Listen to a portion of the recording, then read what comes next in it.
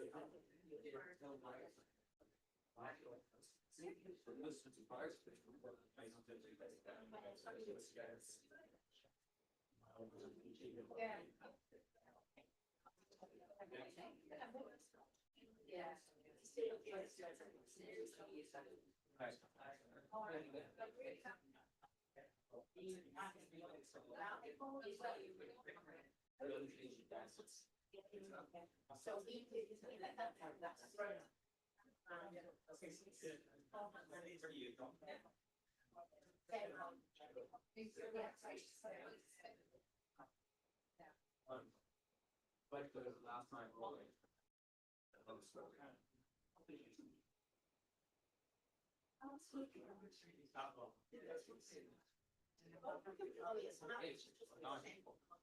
It wasn't so spontaneous. Very smart for it. Yeah. So we have to stop.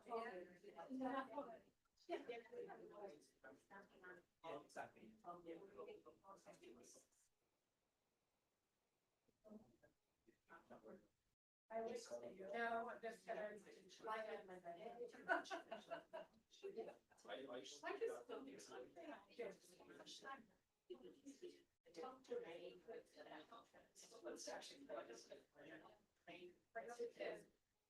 Barn, yeah, birds, so I was going.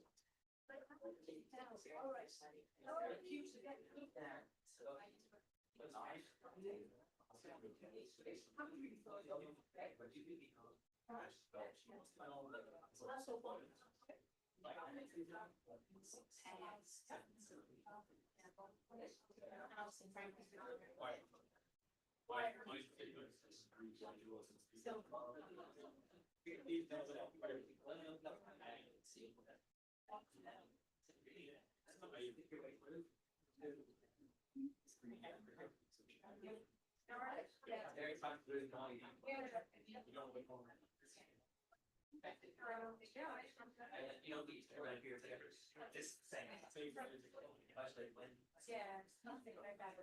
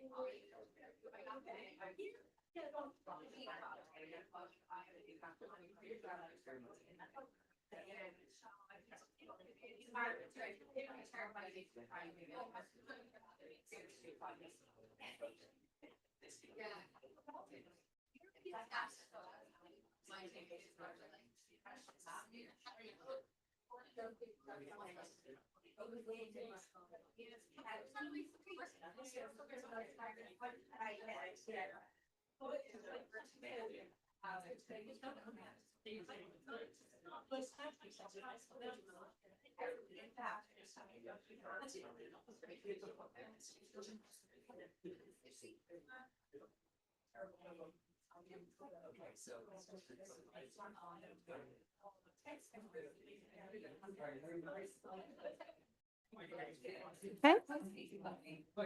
Hey, everybody.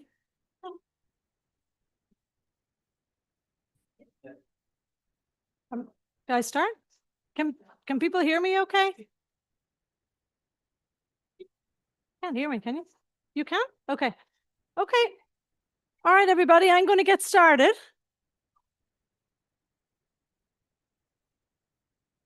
So welcome, everybody.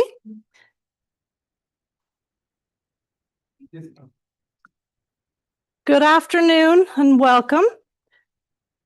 Just let people trickle in here. Okay. Thanks. So you're all very welcome to the PSI's annual general meeting 2026. We're absolutely delighted that we're able to host this hybrid again because we know this increases accessibility. I want to thank all of you for taking the time to join us. And I know it's a Saturday, it's the weekend, it's the end of summer, and it can be very difficult to make it here. So we're delighted to have so many members here in the room and quite a few online as well. This is actually quite a big turnout. So thank you, everybody.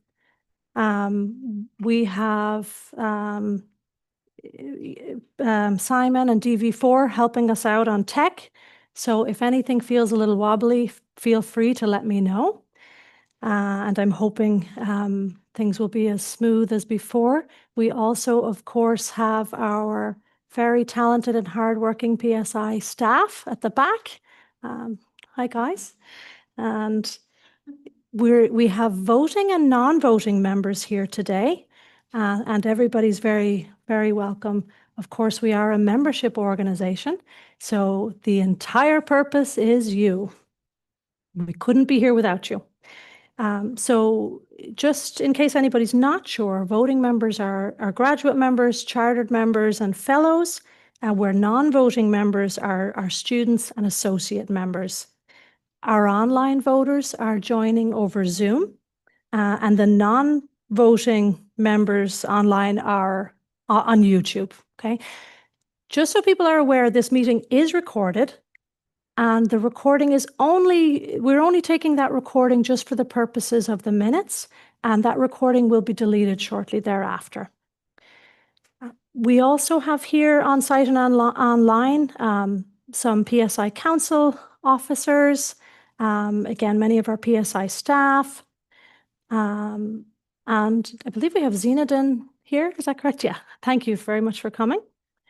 And in case some of you may not have met our executive director yet, because I think Orly was not with us last year at the AGM, and there she is at the back waving. So we also have Dr. Orly McCall, our executive director. So we're delighted to have you here, Orly.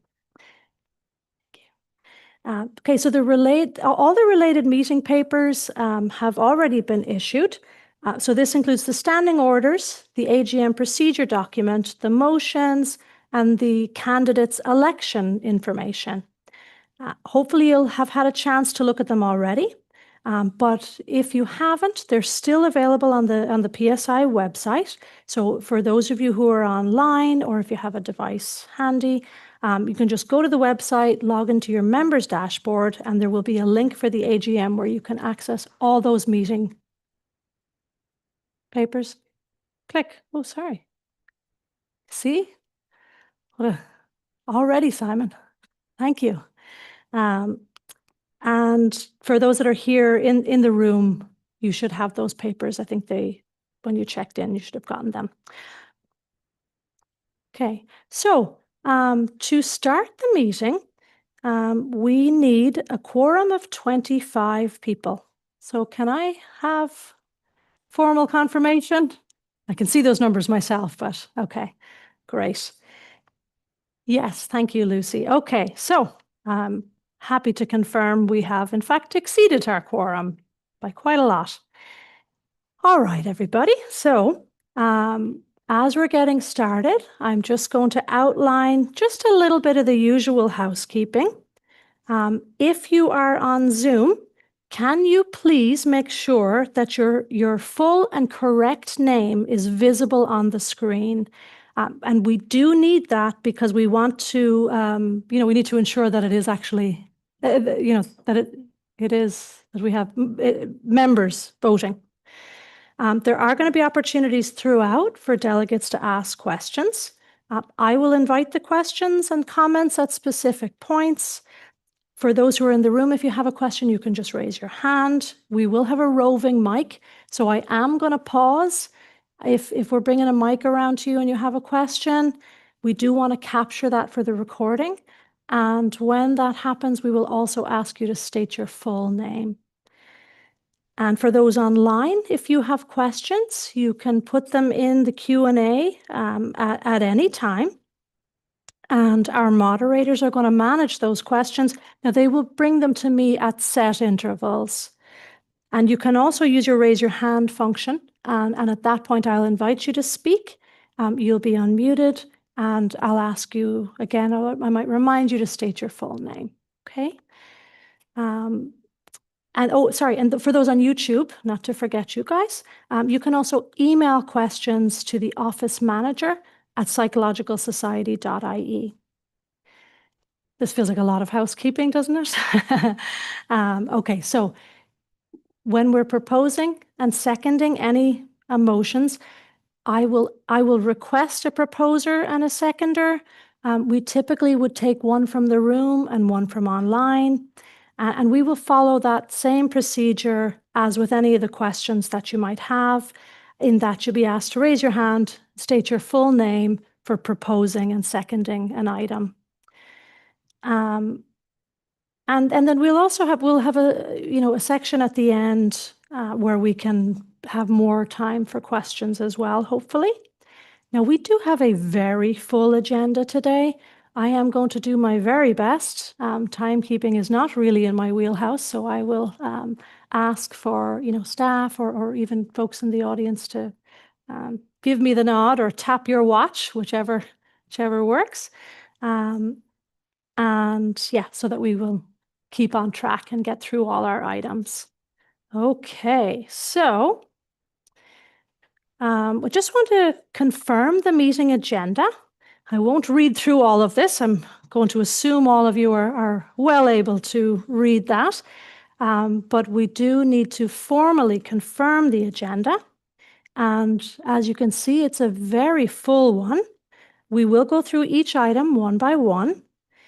We will also have some returning officers who will assist with that.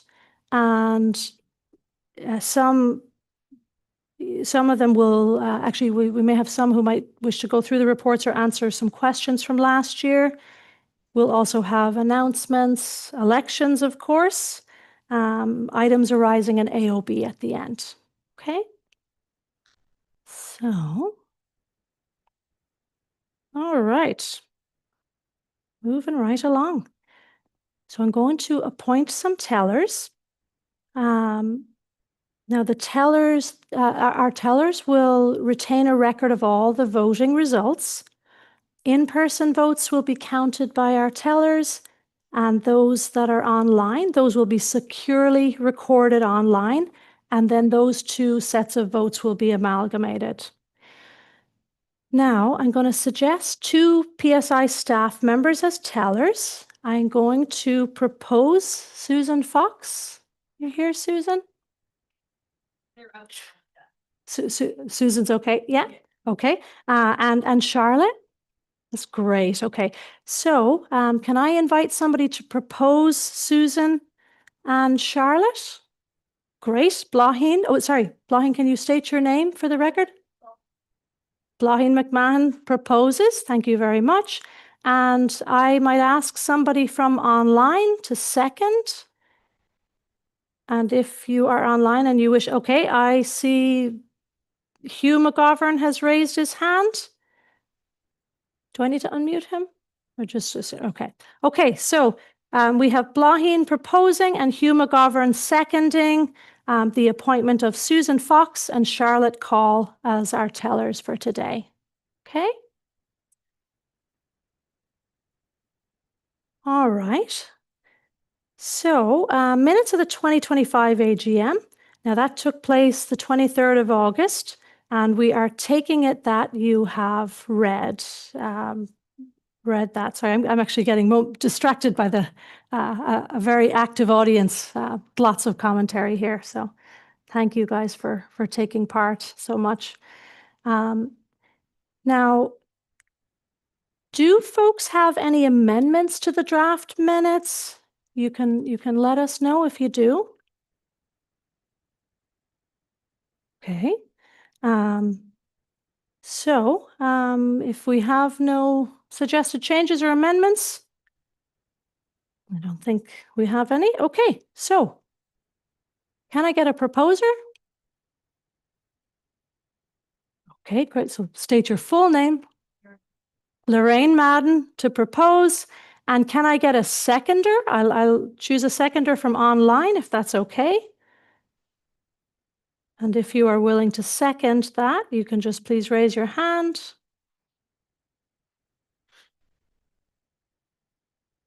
Don't see anybody from online raising their. Oh, here we are, Maria Dempsey. Thank you, Maria. Okay, so that's the minutes of the 2025 AGM confirmed. Okay, great. Moving right along. So the next thing I'm going to do is I'm going to propose a PSI staff member, Marina Yefimova. Are you there, Marina? Good, great. Who's our membership coordinator. And I'm going to propose Marina as the returning officer for voting on the motions. So can I have a proposer, please? You're all very shy today. Okay, good. I see Michelle. Sorry, I'll get you next time, Anne. Okay, so that's Michelle Kelly. Thank you very much to propose Marina as returning officer. Can I have a seconder? Actually, I see people here. That's great. Thank you, everybody. So Avril Burgess to second Marina as the confirmed returning officer. Okay, that's great. Thank you, everybody. We're making good time. So actually, this is very exciting. It is actually an extraordinary honor for me. Some of you may have heard this news already, but it is with great excitement, with confidence, with pride that I have the honor of announcing the 2027 president-elect, and that is Dr. Katarina Timolikova. Very well deserved.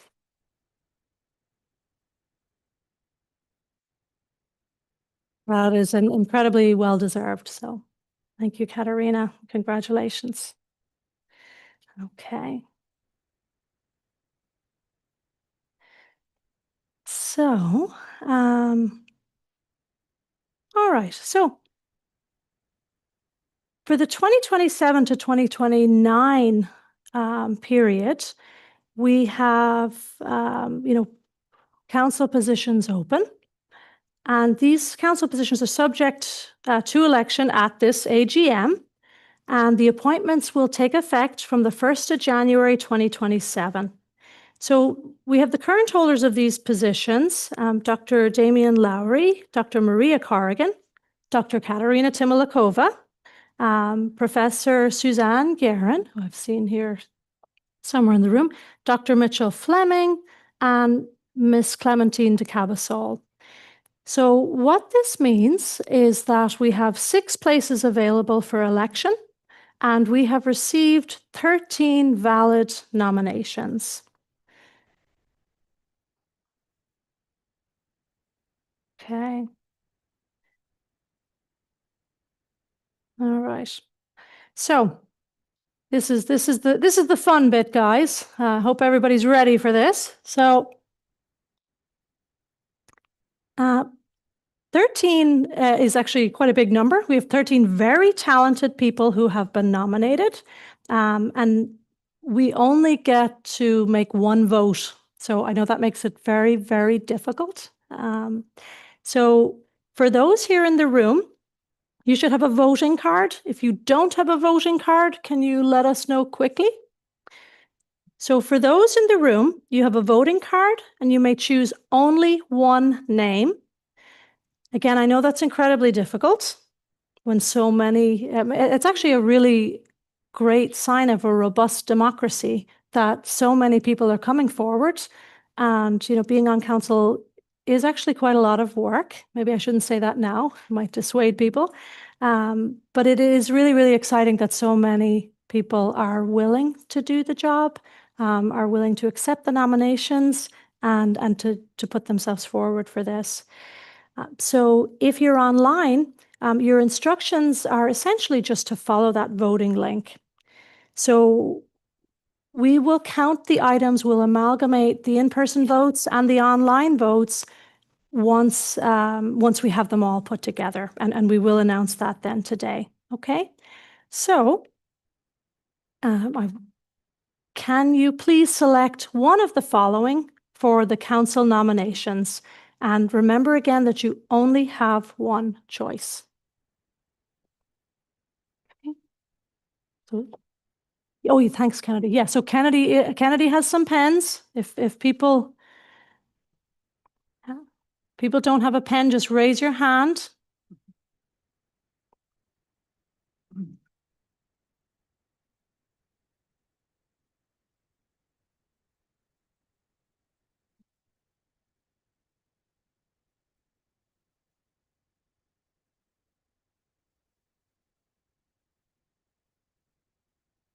Kennedy, I have one too. Thank you very much. Yeah. Okay.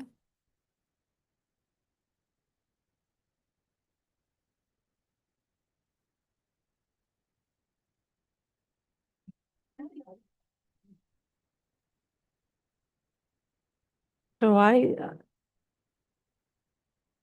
Marina, can you see the question there in the chat, Marina? Marina?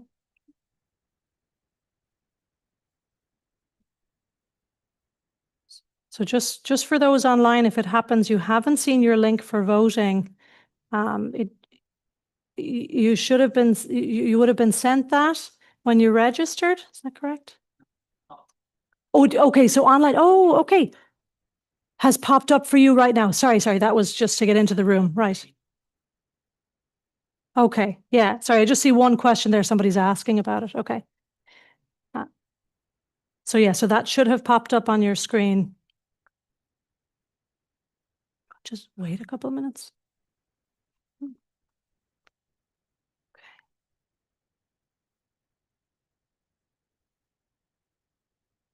Okay. So we'll give people just a couple more minutes. That's closed. Okay. Okay. Okay.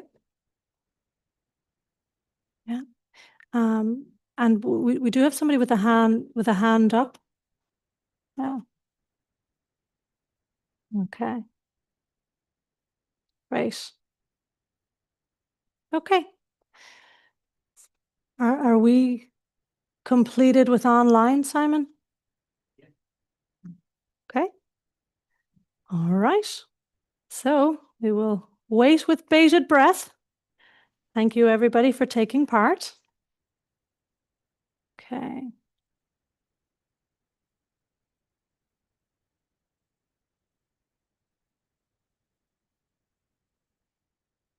We've lost power here.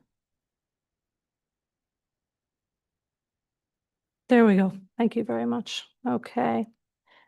All right. Okay. Simon, there are still questions there. I don't know if you can get those. Okay. So I'm going to move on, and I'll Marina and Simon, I'll let you guys take those questions in the chat. Okay. So you should have in your packs or on your dashboard these reports from 2025. So we have the President's report from Dr. Damian Lowry, the Honorary Secretary's report by Dr. John Francis Leader, the Membership Secretary's report, Dr. Katerina Timolakova, and the International Liaison Officer's report, Dr. Dean McDonnell. Now, some of these returning officers are here and are willing to take questions. Would anybody like to ask any questions? And of course, there's no requirement, but just want to open the floor if people do have questions. I'll ask first on the President's report. Okay, see any hands here? The Honorary Secretary's report. Okay. Membership Secretary's report. You guys are great. International Liaison Officer's report. Okay, that is easy. So thank you, everybody. We will move on from those. And so next, and actually, I'm absolutely delighted to see Dr. Albert Osthoff is here, our Honorary Treasurer from 2025. And I want to invite questions, if people have them, of course, on the Honorary Treasurer's report and the 2025 audited accounts. Anybody have questions?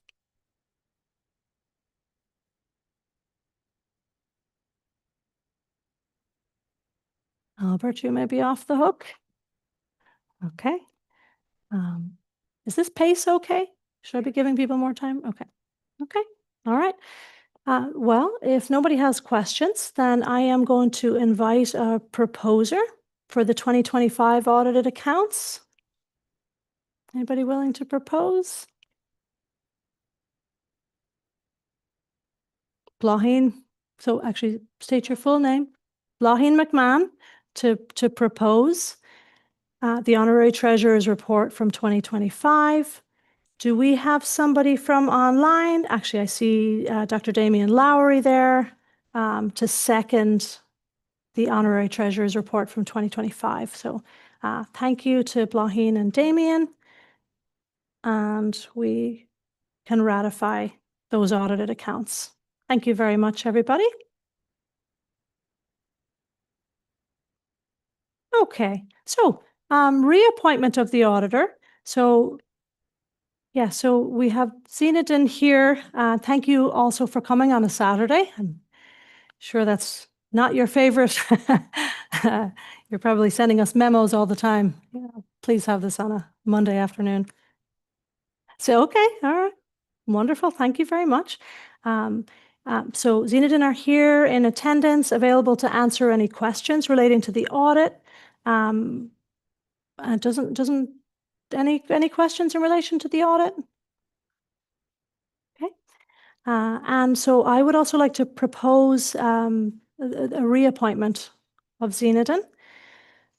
And this, Zinedine is Council's recommendation as the statutory auditor of the Society until the conclusion of the next AGM. So can I have a proposer? Thank you very much, Rosemary. Okay. Rosaline McVanney to propose. McElvanney, sorry. Thank you very much, Rosaline. And can I see, do we have anybody from online who's willing to second the reappointment of the auditor? I see Sonia Morris. Okay. So we have Rosaline as a proposer and we have Sonia as a seconder for the reappointment of Zinedine. Thank you very much. Okay. Okay, so we have several motions, 5 motions for amendments to the Constitution. So these were received by the deadline upon which eligible members in attendance can vote. Okay, so your choices for voting, this is fairly straightforward, guys, but I'll just go through it just in case. So we can vote for the motion, we can vote against the motion, and of course, you're always welcome to abstain. Now, the order of the motions will be 1 through 5. It's fairly intuitive. And all of these motions are for amendments to the Constitution, if indeed the motions are approved. So, okay, so if you are an online voting member, a Zoom poll will appear on your screen for each of the 5 motions, and the motion number will be listed along with the voting options for, against, abstain. Those 3 options will be displayed. And again, voters can only select one option. And I will signal when voting has closed. Simon will helpfully let me know. And the Zoom poll window for those of you online will disappear from your screen once the voting for each motion has closed. For those of us that are in person, we will give time to consider the motions. And what you will do is hold up your voting card. You'll be asked to raise the card when asked to vote. And remember, you can only vote once. Okay, so let me see. That clear enough, guys? Okay. So, Katerina, will I call you up for this? Yeah. Okay. Yeah. I didn't see Sharon here. Yeah, I think so. Yeah. Is she? Oh, I didn't see Sharon. Okay. So, yeah. So Katerina and Sharon are going to speak on this, or Katerina anyway.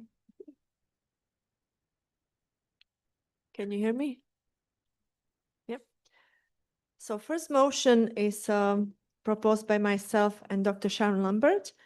It is following up from last year motion that was moving application of president-elect nomination. And last year it was like honorary secretary who would like to apply for president-elect applied to president. That was changed. But this year we came to another, I suppose, problem that everybody else was sending nominations to to honorary secretary, and that was, I suppose, less confidential for people who might be nominating for themselves. So we decided to propose for president nomination all nomination going from council members to president. So there will be text that anything that was sent to honorary secretary is actually changed either to president, which president is given council member notice instead of honorary secretary, and then the nominations would be sent to president-elect, and past president instead of honorary secretary. So just to align that and avoid conflict of interest in that situation when honorary secretary being nominated is receiving other nominations. So as well, most appropriate senior member of the PSI, which at the moment is executive director, but in the absence would be office manager, whoever is the most senior member. And text 26.1.4 would be removed. And so that's the biggest, I suppose, change, that there will be, instead of honorary secretary receiving nomination for president-elect, they'll be sent to president, president-elect, and past president. So that's the motion. And you can read all detail of that motion. I don't know, I don't read all of it. So So I suppose, does anybody have any questions on the motion? yep. Oh, can you state can you wait for the mic, and then we're going to ask you to state your full name. Thank you very much, Anne. So that's just a piece from the Constitution, just the piece that is changed is being read. So it's not completed paragraph. It's not complete paragraph. It's only what's changed has been. So just to repeat for the benefit of those online. Thank you. It is in the re-amended text of 26.1.9. It's just that it's not a very conclusive sentence. It finishes, council will elect by secret ballot the president-elect from among, and I'm just wondering who that's from among.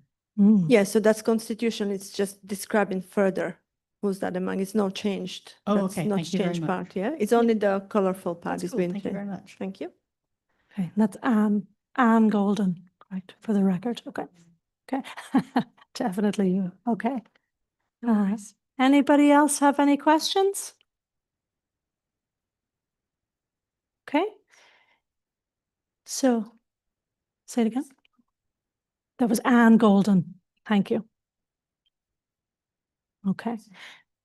So So the first option, if you are in favor of the first motion, can you please raise your voting card? Okay. Hold it up high so that people can vote. Guys, hold it up good and high if you can. Thank you very much.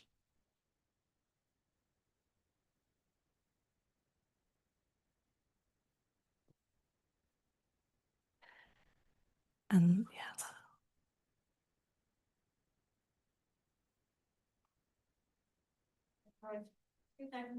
Take your time, Susan.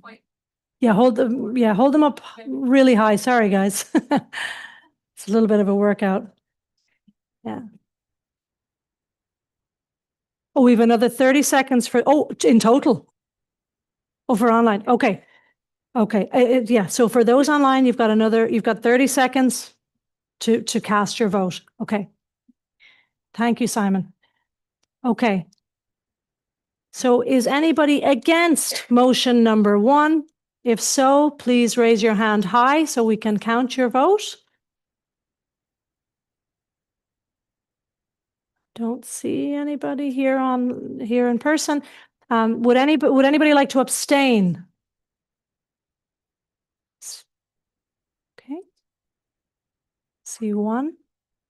Okay.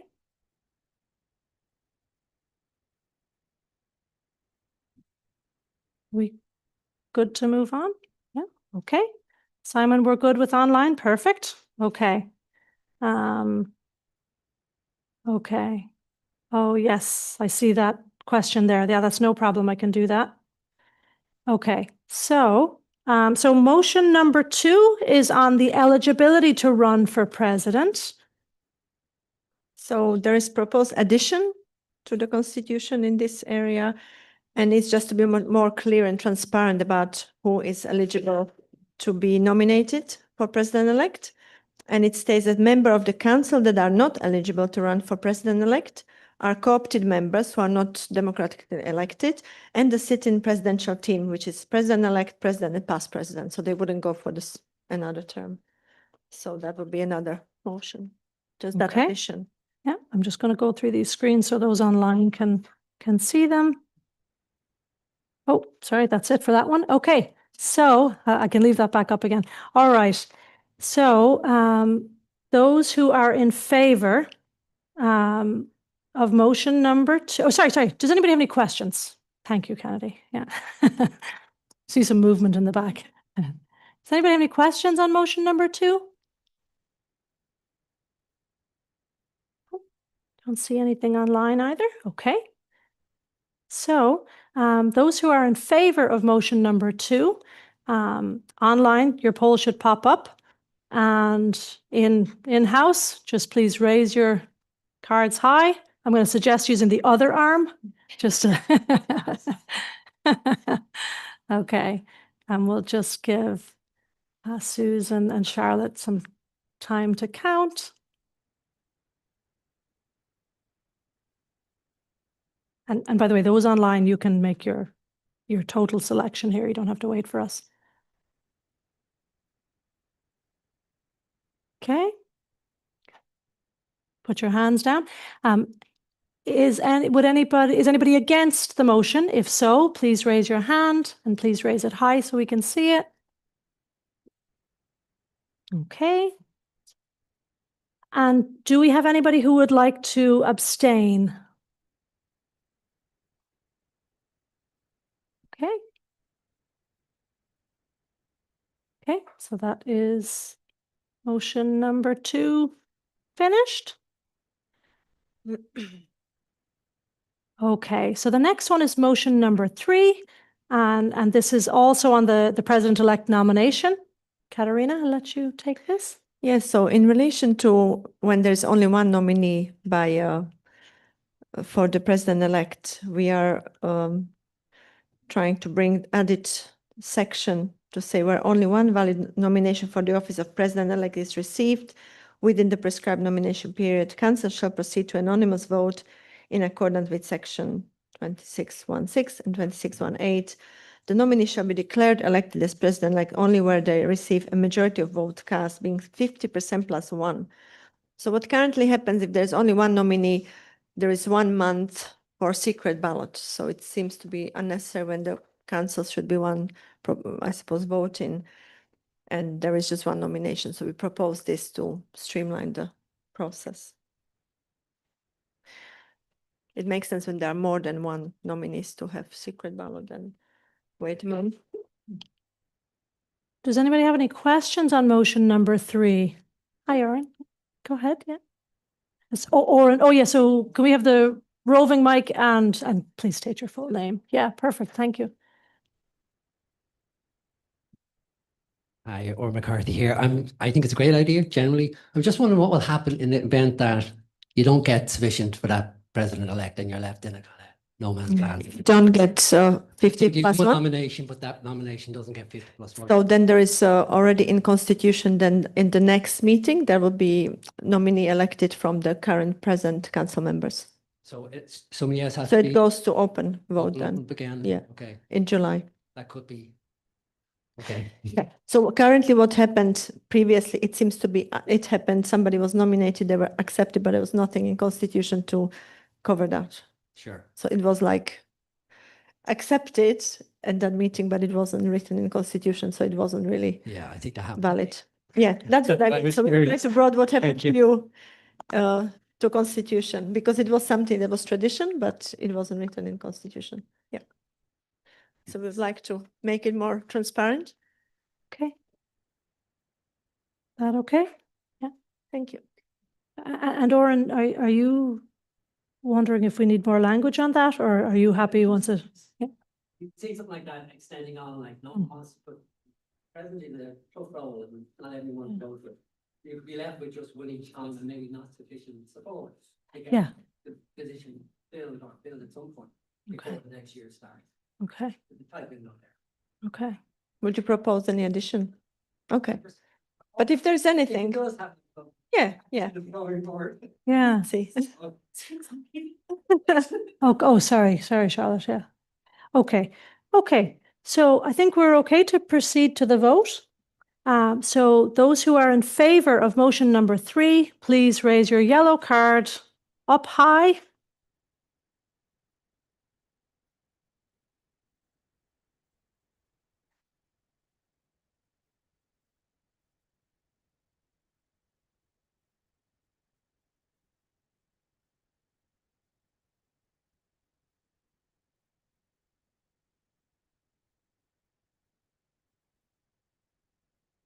Okay, we got everybody? Okay. If anybody is against motion number 3, please raise your hand at this time.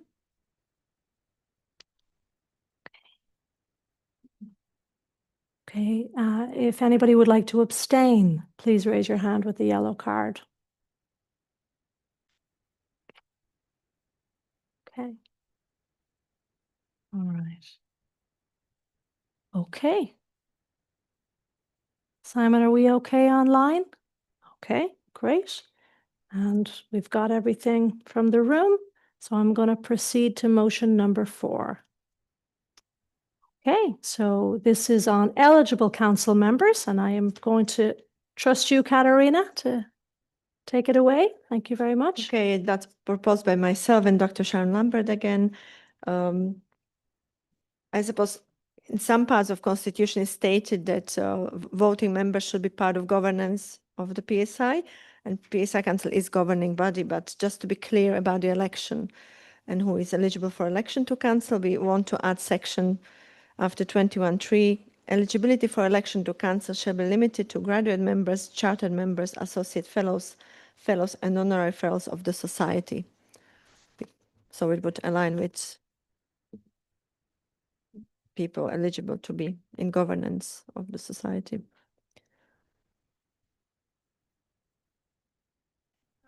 And can you wait for the mic? And yeah, thanks, Brian. Actually, we have a few questions on this, so Susan's gonna. Suzanne Gearan, there was just some question amongst some of the council members that we think there might be a typo here. Okay. Because there was some discussion about removing, not including honorary members for election to council on the basis that they could be from a range of backgrounds. We use that level of membership to really honour individuals for their contributions from diverse areas. So there was a worry that maybe there was a transfer of that, and that it should be, the motion shouldn't include honorary fellows. And if that is the intent, we may need an amendment to the motion. So that was just my Just question. on that, just on that, Just on the honorary. I want to say, Suzanne, why it's remained there was because we look at constitution, there is multiple places when the same is stated, so we would need to have subject to all this removal from every other aspect. So we would have to bring many, many more motions to remove this. I wouldn't be suggesting that honorary fellows shouldn't have a vote. I just think in terms of membership of council and the work of council. Just in this And particular. particularly when we see so many people interested in joining council, I think I would be proposing an amendment just to this motion. I don't think there's anything preventing honorary fellows of having a vote in other circumstances at all. But I think for membership of council, when you have such interest, we'd be foolish to risk losing someone as a member to an honorary fellow who may not be a member. With no disrespect to our honorary fellows. Of course. So if honorary fellow was, let's say, graduate member, what would Well, happen? obviously, if they have another class of membership, they're absolutely Would they be eligible. It's eligible just to for someone two who's only memberships? not- Yeah. So, yeah, with that amendment. I don't know, I think we do have other questions, yeah. Yeah. Thanks, Katarina. Yeah, thank you, Suzanne. So, Yeah, no, I remember that. Yeah. okay. Oh, pardon me. Yeah. Yeah, so an amendment would read, and fellows of the society. So, Mhm. and honorary fellows would be removed. So the amended motion would read, and I don't have my glasses, eligibility for election to council shall be limited to graduate members, chartered members, associate fellows, and fellows of the society. Can I ask a membership officer, is there an option to have two membership status in the society? If somebody was graduate member, can they be both honorary member, honorary fellow and graduate member? So, would you, yeah, just wait for the mic. Thanks, Marina. Hi, Marina, PSI membership coordinator. So if somebody is an honorary fellow, they still have their membership type, whether it's graduate or chartered. Okay, but thank you. Those are the questions. Any other questions from, Yeah. oh, here we go. Just to add, the rationale for it was around people who are already committed to the governance of the society. And so if a person is not a member of the society, there is no expectation that they're committed to the governance of the society. So it's really just to endorse what Suzanne said. Okay. Thanks, Rosaline. Okay. And then Lorraine, Okay, did we have yeah, there was another question. Lorraine has a question too. Lorraine Madden, just to add to that then, does that extra piece need to go in that there might be people with a dual, like two categories of membership, just for clarity, or no, is that sufficient? Yeah, I don't think so. okay. Yeah, thank you though. But I mean, obviously I'll take other people's opinions too. Yeah. We are happy to not to have to add Hmm. that clause. So. Yeah. Okay. We okay to take the vote? The amended. So let's Sorry. vote on amendment. So just to do a Ronnie, we'd have to vote on the accepting of the amended motion. So it'd have to be proposed and seconded and voted on. And then if it's accepted, then we vote on the actual motion. Okay. Sorry. It's okay. I hope So- Ronnie's online. So two votes on motion number 4. So the first, so one is to amend what is in the Constitution right now at this moment. No, sorry, Sarah, one is to The- amend the motion. the We're amending text. the motion first and then the vote to accept that proposed motion. Gotcha. Okay. So so people online, your poll will come up, and the first vote is to change this wording ever so slightly. You okay?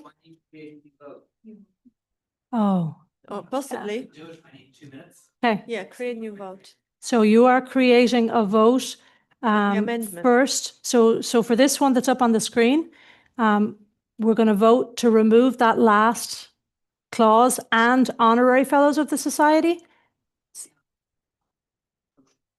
Yeah. Yes, To amend yes, yeah, motion yeah. for. yeah. Come on up, yeah, Sir. yeah. Try.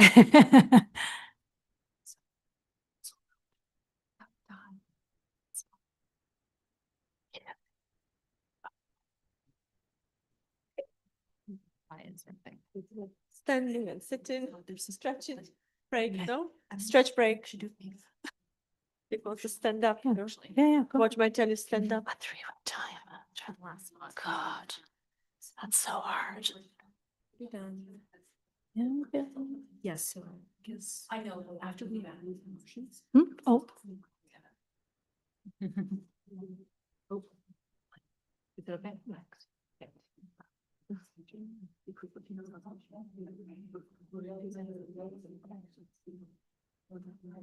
that's a good time. Have new voting cards for everyone. Just those three. Yes. You're gonna hammer it because we run out to finish just one too late. And then we'll give you the results afterwards.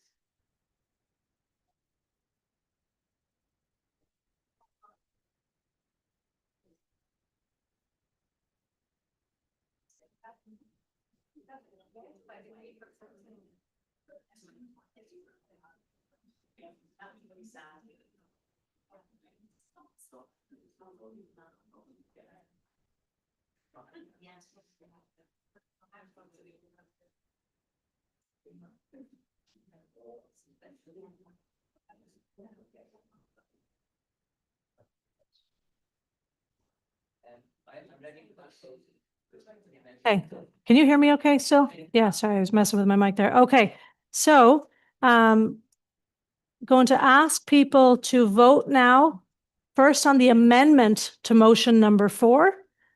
So those who are in favor of the amendment to motion number 4, please raise your hands. And those in the room, please raise them high, just so that our counters can actually see our hands. And you guys let me know when we have everybody.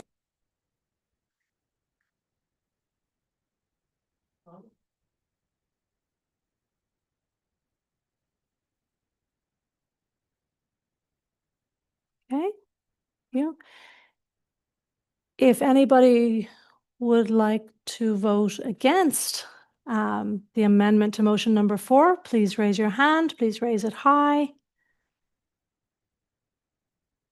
And finally, if anybody would like to abstain, please raise your hand and please raise it high. Okay. So I can take it, I'm going to take it that that is approved and that we will now vote on new motion number 4. Okay. So if anybody would like to vote for amended motion number 4, please raise your hand and raise it high. Those online, you're going to get another poll.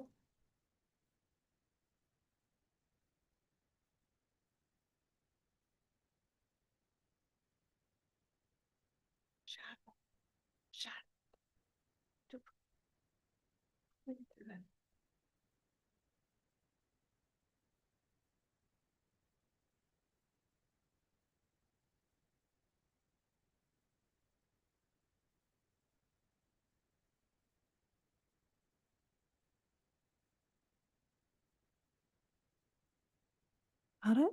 Yeah, okay. So you can lower your hands. If anybody would like to vote against amended motion number 4, please raise your hand. And if anybody would like to abstain, please raise your hand. Okay. That's great. Thank you, everybody.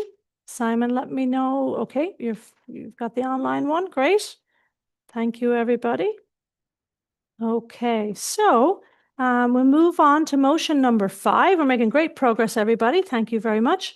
And Katarina, I'll let you take Yeah, this one. So just Simon, create another option for amendment. You have 2 minutes now to start new amendment option for voting for this motion for 5, yeah. Because in the line of what we discussed in previous motion, there is again honorary fellows are included in this one as well, so we're going to remove them with that amendment. I'm not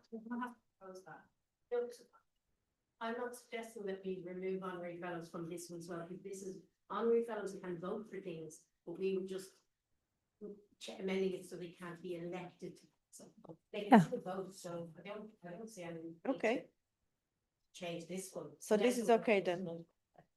Okay, so just one for motion number 5. Okay. So I'm gonna just put So- this forward so people can see. Sorry, Katerina, you keep going.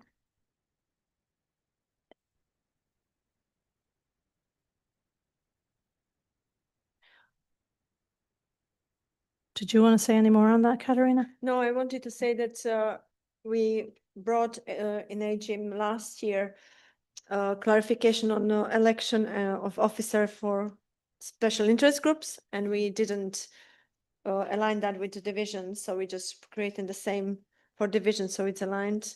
And we just want to add text: a committee shall be elected from the full members of the division. Graduate members, chartered members, associate fellows, and honorary fellows are eligible, comprising of at minimum the chair, secretary, treasurer, membership, and events officer. Non-officer committee members can be associate members, however, they do not have voting powers. Okay, does anybody have questions? Can we get a roving mic over here for Anne, please? Just right here. Susan.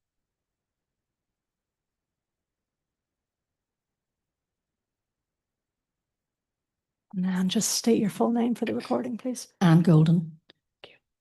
Befuddled.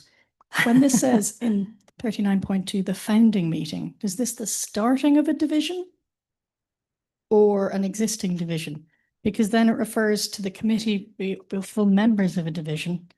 And how can they be full members of a division if it's the founding meeting of a new division? Or am I misreading this? Yes, so there are terms of reference before the division is formed, and there are description of what's the full member requirements, so that been accepted. And with that view, those people will be full members. Thank at that you. meeting, yeah. There is one word missing: officer, events officer. So I'd say that would be amendment. Do you see that, Katerina? You see chair, secretary, treasurer, membership, and events officer.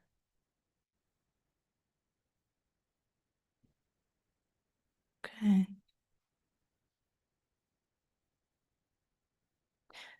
So Katerina, do you think something needs to change here?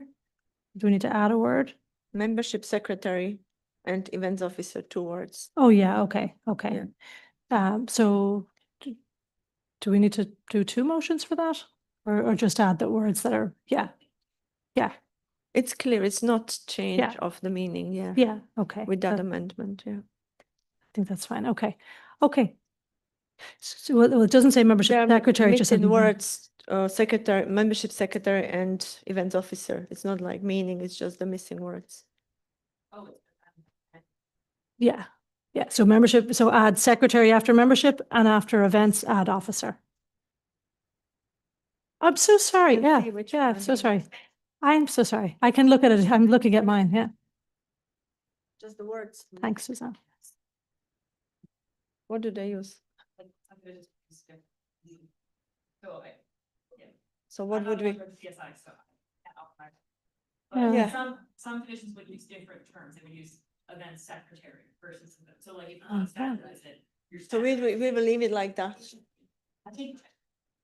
Yeah, I'm not a member of the PSI, so. What would be the best? I'm just saying that as it currently stands, some divisions use different terms for those specific areas, because some people might just have different ways of Yeah. approaching it, so. Okay.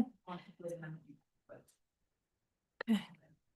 Go, Suzanne has a question. Go ahead. Possible then that I address it.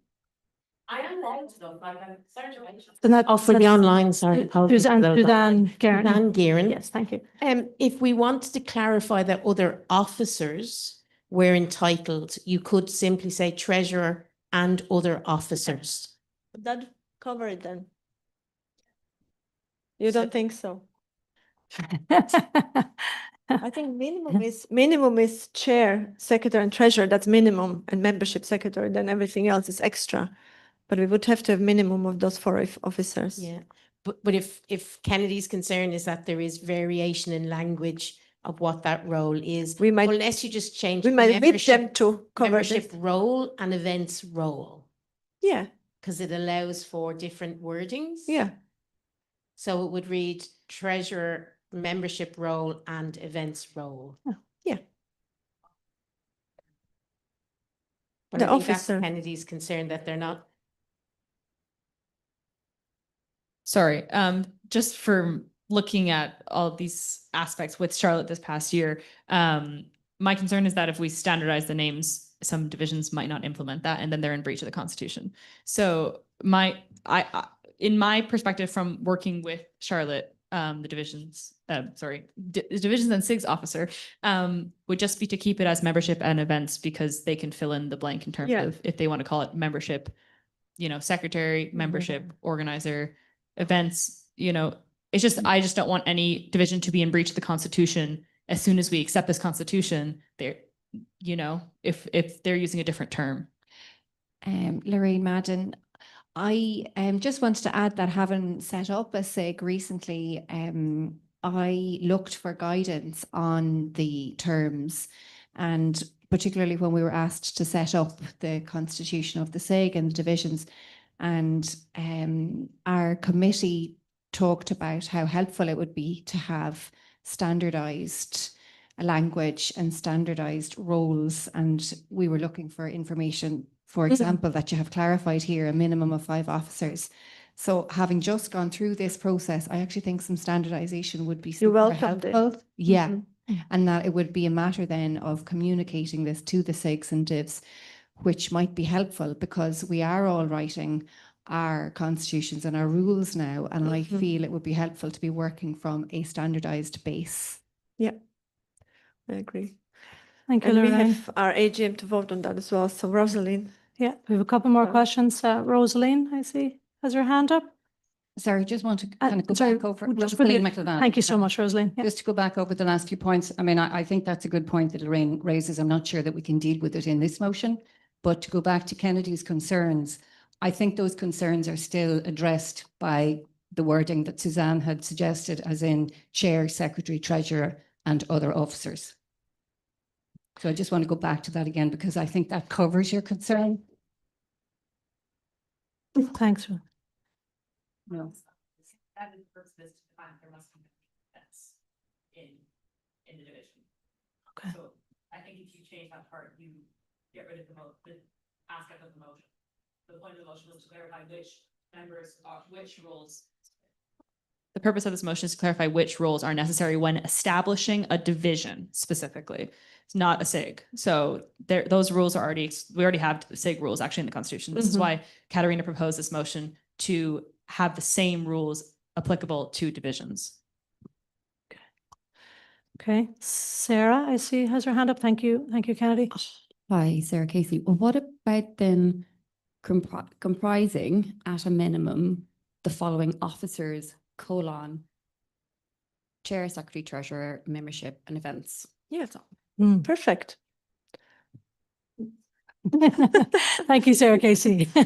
Took only 5 people to get to you. Okay. I think we have another question over here, Laura. Yeah, Laura. I think. Laura, You can- state your name, Laura, Laura. can you take the mic and state your full name, please? No, I was thinking that maybe this is a good Say opportunity. your name. Oh, my Full name, name. Laura Neme.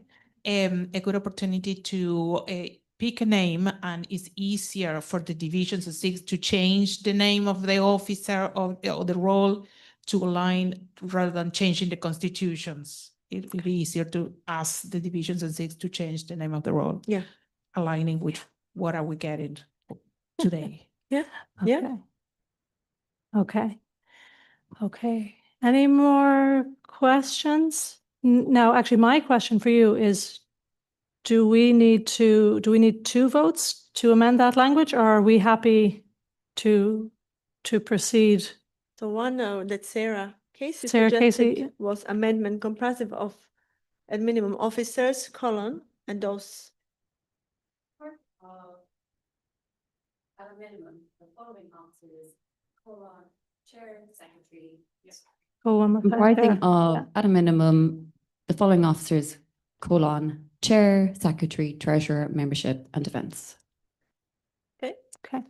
So Okay. with this so amendment is the With, first. so with that amendment, we would like to vote on motion number 5. So those who are, It's amendment we voted. to accept the amendment, sorry, okay, so 2, yeah. You That's do, why I'm sorry, Simon. The beginning. Okay, so those online, vote number 5 is cancelled for right now, but we will put it back up again. Sorry, Simon.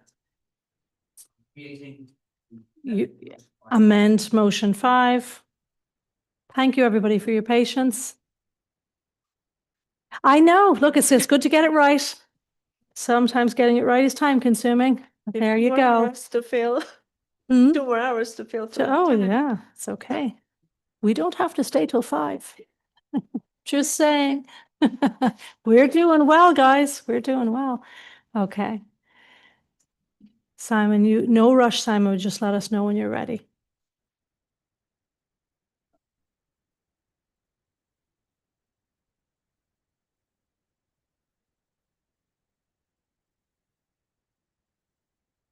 That's launching now. Okay. So, those online, you're having a vote here now to amend motion number 5 with the suggested language by Sarah Casey. And those in the room, if you are in favor of the amendment to motion number 5, please raise your hand, your yellow card high in the air. Thank you very much, everybody. And we'll just leave our hands up until such time Charlotte and Susan let us know they've got us counted.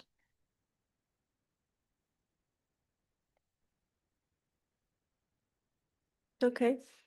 Okay, great. Now, if anybody would like to vote against the amendment to motion number 5, please raise your hand. Please raise it high. If anybody would like to abstain from the amendment to motion number 5, please raise your hand. Okay. Great. So now that we have the amendment, yeah, go ahead. Sorry, go ahead. So we're going to vote on I actually, sorry, I think these guys are asking me to wait 1 sec. Yeah. Just give me the nods. Yeah. Good to go? Okay. So now we're voting on the, okay, great. So now with those amendments in mind, we'd now like to vote on motion number 5. If you're in support of motion number 5, please raise your hand high up in the air. Those online, your poll should appear in front of you. And this is on the update to the divisions.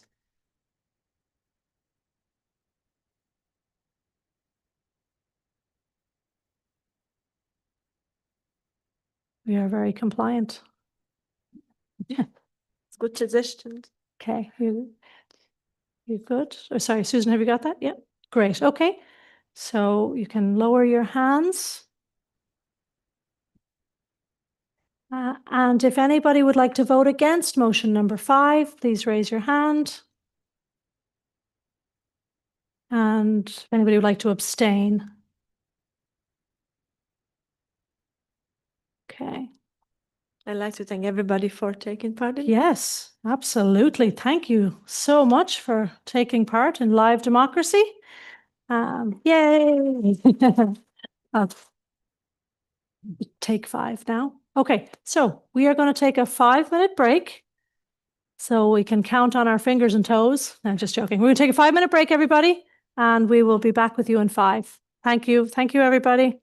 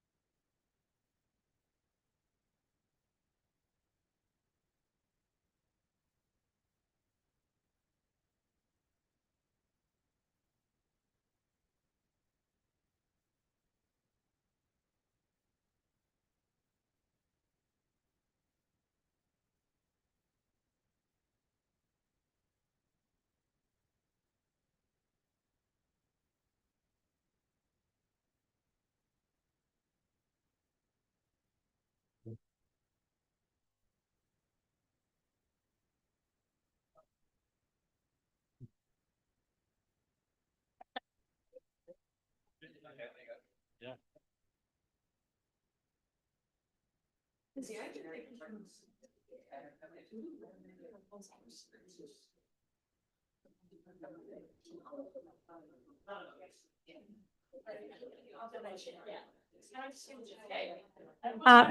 everybody hear me okay on the mic? Okay. All right, been moving it around here. Okay, welcome back, everybody. I'll let people settle in. Thank you to those online for staying with us. Okay, so at this point, I just want to let everybody know, I just want to confirm that all 5 motions with amendments have passed. Okay, so just confirm that. Yeah, thank you. Thank you, everybody. So that's all of our motions subject to those changes. Now, the next thing we need to do, and again, this is really democracy in action. So I have 2 announcements. The first one is that I'm going to name the first 5 candidates. No. Oh, approval. I think I did. Oh, sorry. Okay. So I am going to formally approve the changes to the PSI Constitution for the record. Thank you. Everybody, yes. Yeah. Okay. Yeah. You can say different things, but I prefer I. Okay, great. So that is that formally approved. Kennedy's building in some, things to put people at the edge of their seat. All part of the excitement of PSI. Okay. So, oh, no, not that just yet, Suzanne. Okay, so I've got 2 announcements. One, I'm going to name the first 5 people who have secured enough votes and will be joining us on council. So in no particular order, we've got Dr. Sonia Morris. Congratulations, Sonia. We have Lorraine Madden. Congratulations, Lorraine. We also have Catherine Norton. Congratulations, Catherine. We've got Moira Kennedy. Is Moira here? And we have Dr. Megan Gaffney. So in an unusual twist of democracy, we had a 3-way tie for the 6th position on council. So we are going to ask for one more vote, and it is going to be a secret ballot. And so the secret ballot is for a vote between 3 candidates that had the next highest number of votes. And you will receive your secret ballot. And for those in person, the 3 names that we're now asking you to choose from are Christopher McCusker, Maria Leahy, or Leahy, I'm sorry, Maria's here, and Dr. Michael Tully.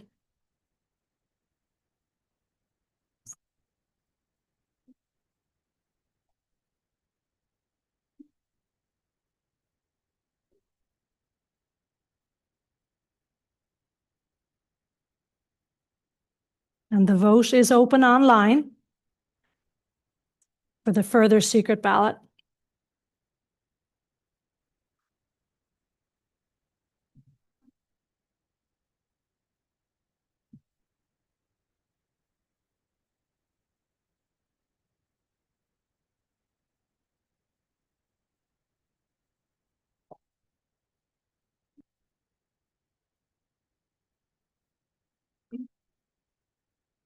So you're going to go around. Okay, so Charlotte is going to go around and collect the votes.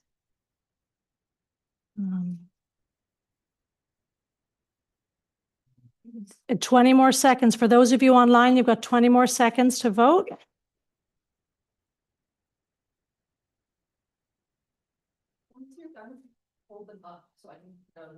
Great idea. Thank you, Charlotte. So, sorry, if anybody didn't hear that, if you're finished with your vote for those 3 candidates, does anybody need me to say them again? Be okay? Oh, they're on it. You guys think of everything.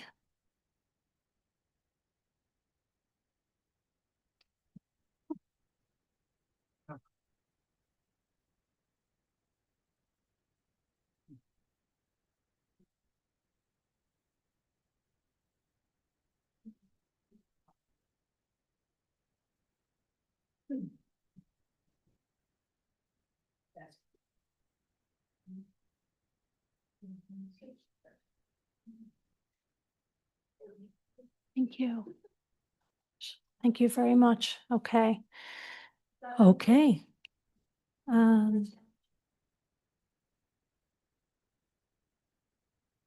This is incredibly difficult and also a really great sign of a healthy democracy. So thank you, everybody, for taking part. Okay, so Suzanne, am I okay to move on, guys, and let you do your thing? Yeah, okay, okay. So we're going to have an update on governance reform, and I'm going to invite Professor Suzanne Guerin, please and thank you. Yep.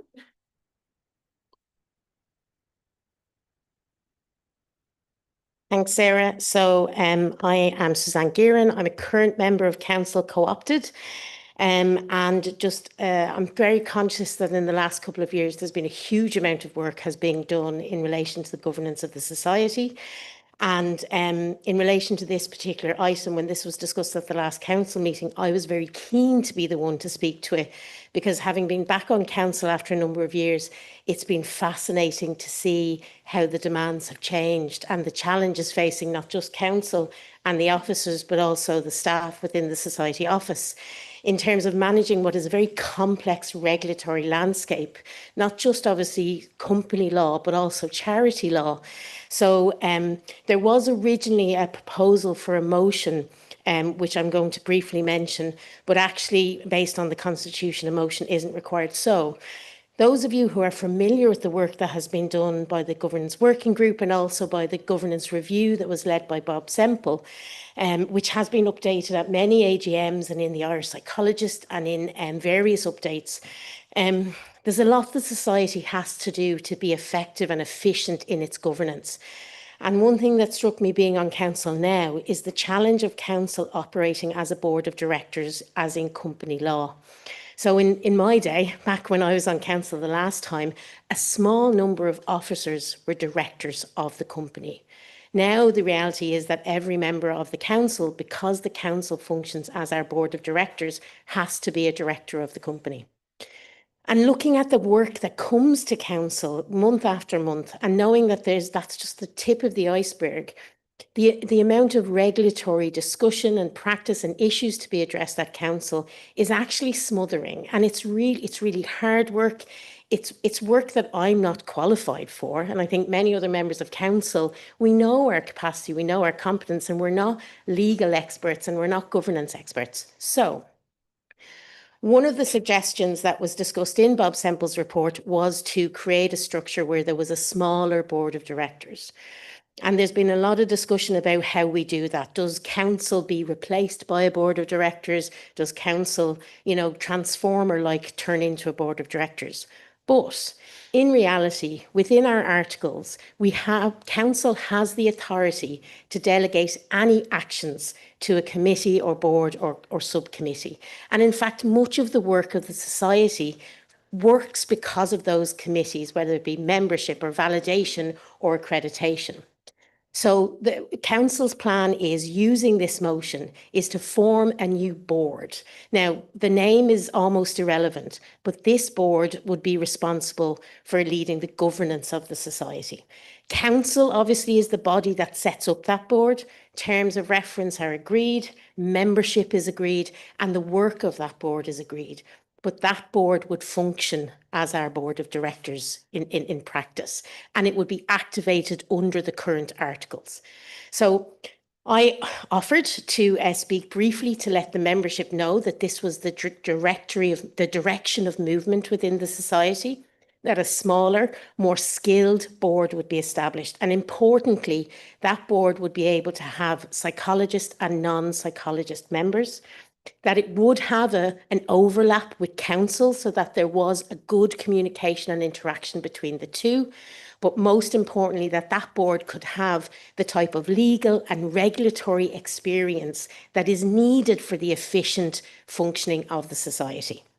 So I mean, when I came onto council, there was so much new. I had lots of questions, I had lots of learning. But the one thing that has really crystallised for me is that for council to continue to do what it does best, which is about the professional direction of the society and the support of the profession in Ireland, we need a bit of space so that we're not constantly smothered with governance.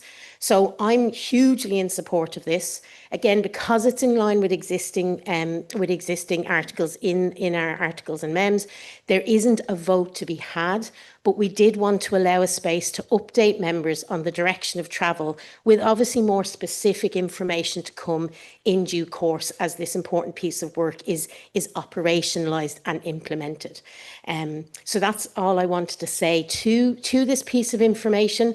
I can't offer to answer all questions, but there's other members of council and our governance group within the room who would maybe much better placed, but I'm happy to cede the floor for any questions or comments. Thank you, Suzanne. So I might ask those in the room and also those online. Does anybody have any questions with this?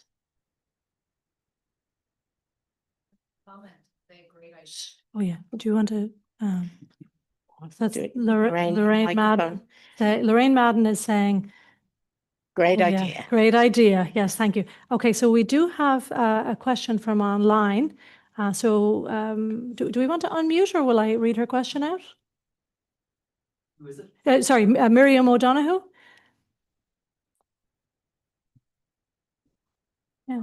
Oh, so she's asked a question which I can read out loud. So Miriam's question is: could I ask how the membership of the board would be established? It's a very good question. Thank you, Miriam. So again, the plan at the moment is that council would develop a terms of reference for the board, and that obviously would be reviewed by whatever expertise is needed, but it would be an action of council to specify the membership criteria. And then obviously there would be a process by which individuals are identified, proposed, and selected, and that also will all be detailed in the operationalisation plan for that board. Yeah. So there's no decisions made now about the actual process, other than it would be this delegated authority paralleling many other groups within the organisation, with terms of reference available to members of the society. And there will obviously be plenty of opportunity to keep members up to date on the operationalisation piece, including the membership and the process for appointing members, which again would be governed by council as the body with responsibility. Thank you, Suzanne. Miriam, let us know if that answers. Oh, yes. Yeah, Miriam has responded. Thank you for clarifying. Thanks, Perfect. Miriam. Thank you, Miriam. That's a great question. And just, I suppose, so you're aware of what's happening here online. Maria Dempsey, thank you, Maria, says, very well said, Suzanne. Thank you for this update and the overview. It's a great development. Would anybody else like to ask questions? By the way, I would also like to say that 20 years ago today, this was your AGM, Yeah, Professor Gearan. So that was, yeah. it's a rather momentous occasion. Thank you for being here with us. Go ahead, Catherine. I think Catherine Norton has a question. Right there. Yeah, raise your hand there, Catherine. She might. Yeah, that's okay.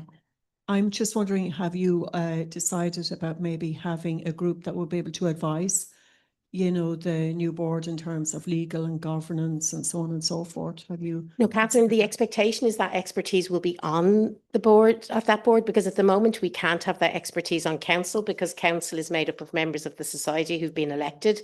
We've been very lucky where people have additional expertise, and obviously there's a lot of effort put in to get advice for council. But the idea is that the board wouldn't need that advice because they would have that expertise built into the membership. Yeah. So we have a question from online. Simon, did you want to unmute Emma Donnelly, if you can? Yeah, that's no problem. So Emma, we're going to unmute you so you can ask your question out loud. And at the start, I mean, I've already said it, but just please state your full name for the recording. Thank you. Hi, Emma Donnelly. I think it sounds like a good development, given the complexities involved of like company law, charities, etc. And I think this question may have been slightly answered by Suzanne a moment ago. And I realize it is in the early stages of development, but just wondering about how we recruit non-psychologist experts to the board, kind of covering the areas of like the legal areas and, running companies, charity, that kind of stuff. Thank you. Yeah, a good question. And again, details to be specified, but I know from my own involvement in other boards that organizations like Board Match, and there are a number of bodies that seek to take people who are interested in board involvement and match them with organizations that require that expertise. I mean, I know from other experience that it can be challenging, and it needs to be done very carefully in terms of knowing what the expertise needed is and then identifying people who may meet that expertise. But there are organisations like Board Match out there that are really positioned to offer support with that very important process. But again, details to be specified. Thanks for the question, Emma. Okay, and let us know if we answered that. You can put a follow-up in the chat. And I'm going to go to Sarah Casey. Sarah Casey. So does this mean there'll be a kind of like a sifting of responsibilities between council and the board then? So for example, treasurer, financial direction, things like that? Yes, so there is an expectation that there will be an overlap of membership between the two bodies, which in some ways you think immediately that there's going to be people having additional responsibilities, but those roles are trying to do that job now in council already. So it creates the opportunity to make better spaces, more efficient spaces for that work, and for time to be spent where it needs to be spent. So there is a stated plan that there will be an overlap in, so key people on council will be on the board, etc. But other details haven't been ironed out yet. And I guess as a follow on then, in terms of how we might understand a board in any organisation, like who ultimately, I guess, would be the kind of having the legal responsibilities or fiduciary duties, or like who's the top of the tree in decision making? Is it the board or council? So council remains the top of the decision making tree in the society, but across the society, council delegates authority to other groups to make decisions on its behalf within very clear parameters. So any of our membership committees, our EVC, our undergraduate and postgraduate accreditation committees, they're all actioned on behalf to make those decisions on behalf of council. And those sorts of obligations have functioned for decades within the society. Obviously, with governance, there's a different framework of legal requirement, but obviously that board will be tasked with ensuring that the society is adhering to those requirements in terms of our fiduciary and other responsibilities. But again, they are delegated by council, and at any point, council can withdraw that delegation. I mean, in reality, we've seen with committees that have been folded in the past, committees that have been established for very specific timelines of work, council is ultimately the decision-making authority. And that's why I felt very strongly that this is an action that is allowable within the terms of reference of the organisation, our articles, and therefore we have a model of successfully implementing that. And the board of directors will follow that. They will be making decisions and they will be completing important legislative actions, but it's as delegated to them by council. And that's the, if you want to call it, that's the safety valve. Yeah. Thanks, Sarah. It's a really good question. Do we have any other questions, either from the room or from our colleagues online? Suzanne's like, let me out of here. I don't see any other, let me just double check. I don't see any other hands here online. Anybody else in the, oh, sorry. Oh, Simon, sorry. Oh, Damien Lowry. Damien, so can we, yes, you've unmuted him. Thanks. Go ahead, Damien. Hi, thanks for that. Suzanne, thanks for the summary. And as you will already know, I am incredibly in favor of this direction of travel and have maybe contributed to many of the efforts across the governance reform working group and beyond to it. Just on the last point, though, and I don't want to get stuck in the weeds of this necessarily, but the notion that council, a membership elected entity, which often is accompanied with by the term representative, so across the the broad spectrum of psychology disciplines and activities and areas of work and study. The idea that council could decommission a board which is anchored in legislative charity law, company law. I'm just a little uncomfortable. I might have misinterpreted that, but any clarification, the idea that council could decommission a board, because the board ultimately would have the superseding authority legally in terms of decision making for any organization, whether in the charity sector or outside of it. Does that make sense? Yes, so Damien, and this is where, this is the perfect example of why I'm not the person to be on a board of directors. Because I don't have the knowledge of the legal context to say definitively that a board could not be folded based in law.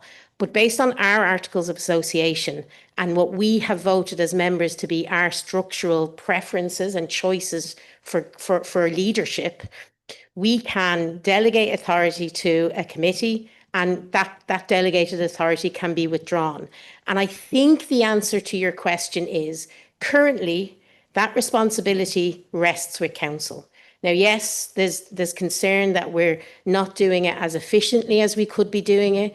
Yes, it's absolutely true that it's a major challenge for the council. I felt the weight of it, but we are doing it and we're doing our best at it. So in my understanding of our articles, if that authority is delegated to a committee and then that committee is folded, which has happened with the Board of Professional Conduct and other organisations, that responsibility reverts immediately back to council and we return to the current status quo.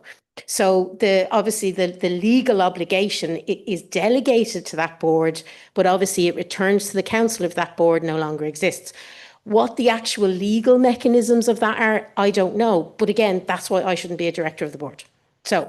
Or director of the company. So I think there's probably a lot of learning to be done, but I think, you know, of the outcomes from Bob Semple's report and of the models that have been proposed by the Governance Reform Working Group to council, this works both operationally within our current articles of association, and it's an efficient way to move to that process.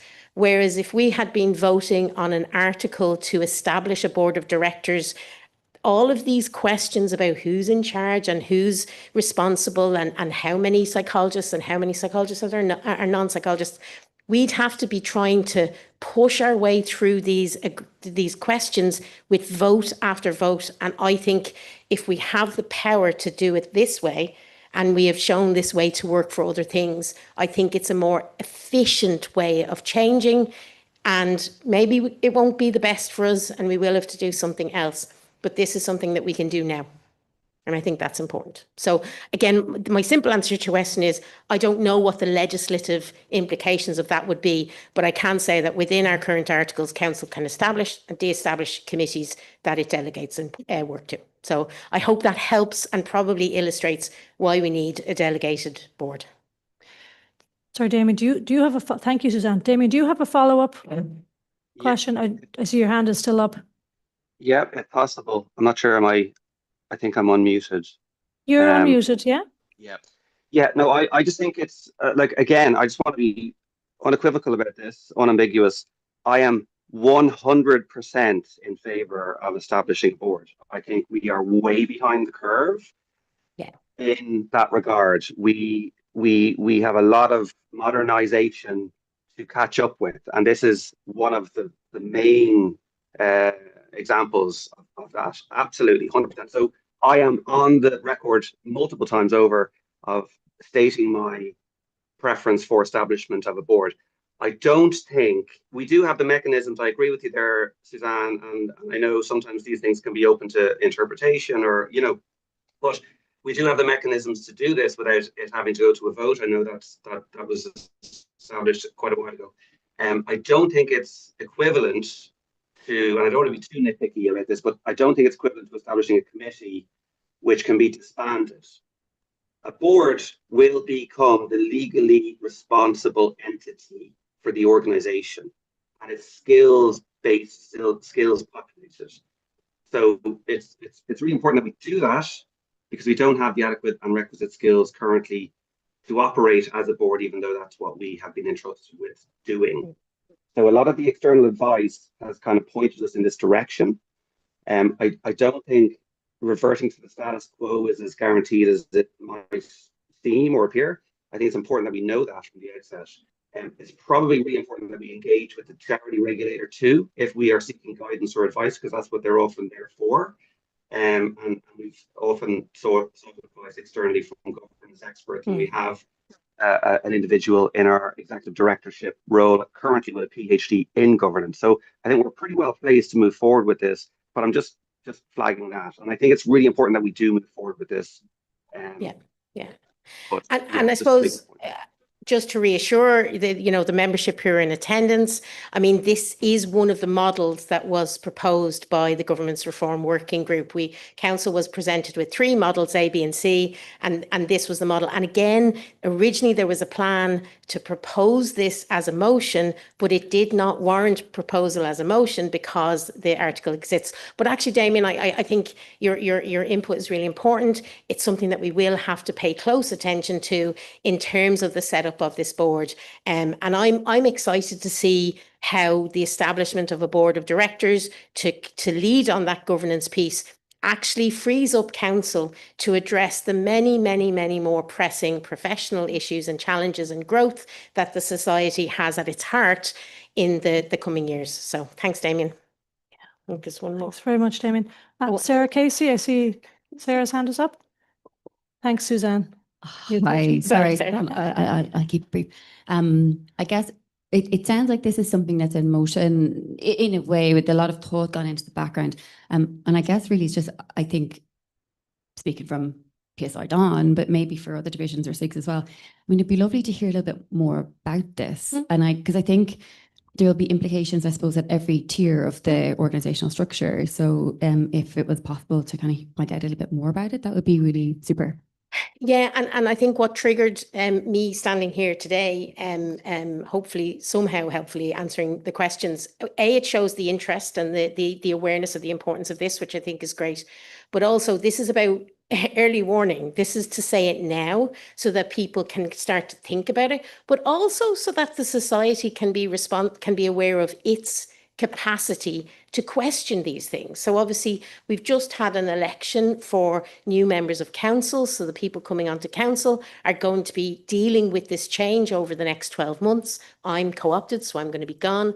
But at every AGM, the membership of the society is perfectly entitled to call a motion, to ask questions of council, to instruct council.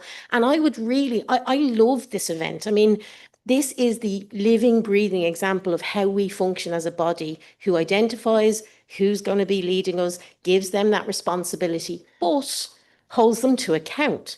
So it could be that this time next year, if there are concerns about how this has been proposed, if the consultation hasn't been what people has wanted, this forum exists to allow the members to say, need more information, to challenge. Any member of the society can propose a motion with the appropriate procedural follow. So I think this is a perfect place to say, this is coming. You will have more information and more consultation in relation to it. But actually, this is the organ by which members of the society can question and challenge and propose alternatives to that. So I think this is a really appropriate conversation to have here at our AGM. So, yeah, so note, I think the key thing is noted more information to the members and organs of the society about what this will look like, and consideration of questions like Damien's about how do our articles, sort of fit with the law at the end of the day. So, yeah, thank you. Really important. And I think there was... Oh, sorry, one more? Yeah, or sorry, I mean, we could have as many as you want. Yeah. No. I'll make you write a column for the Irish Psychologist, Oran, if you're not there. No.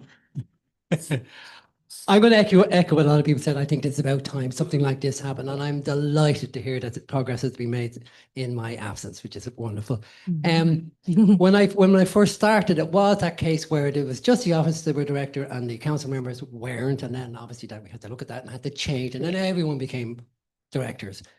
will this be going back a bit, you think, where the directors now will be on that board with co-opted members from the council onto it as directors, and the remaining council would no longer have their name in the company's office? Yes. Oh, excellent. That's all I wanted to know. Thank It you. won't be necessary anymore. Great. So Great. those of us who feel we have the skills to guide the society, but not the skills to ensure adherence to charities legislation or, human resource law or equality legislation, that will be addressed by people who learn about the society. That's going to be key, and have the skills to make those decisions. Sure.